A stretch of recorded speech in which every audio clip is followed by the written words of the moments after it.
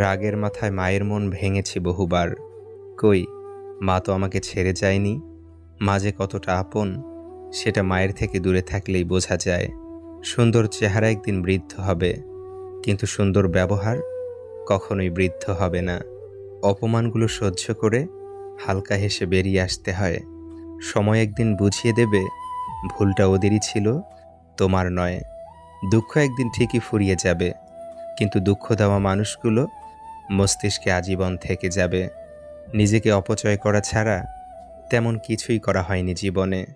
অন্যের সাথে লড়াই করা হয়তো একটু সহজ, নিজের সাথে লড়াই করো, শুকিয়ে যাবে মগজ।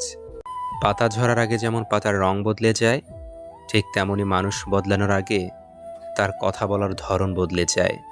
এক পরীক্ষা অল্প সময় স্বল্প পরিসরে, এক পরীক্ষা জীবন জুড়ে থামবে কবর ঘরে। অর্থপূর্ণ নীরবতা অনর্থক কথার চেয়ে অনেক ভালো। সুখ হলো আকাশের বুকে উড়ন্ত পাখি, এই আছে তো এই নেই। দুঃখ হলো খাঁচায় বন্দি পোষা পাখি, মুক্তি দিলেও মায়ার টানে ঠিকই ফিরে আসে।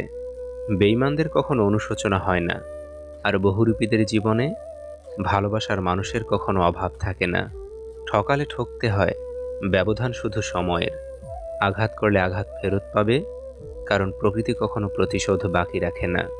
সময়ের সাথে সাথে মানুষ পাল্টায় না, সময়ের সাথে সাথে মানুষের আসল রূপটা সামনে চলে আসে। প্রয়োজন ফুরিয়ে গেলে কেউ খবর রাখে না, আর স্বার্থ ফুরিয়ে গেলে কেউ পাশে থাকে না।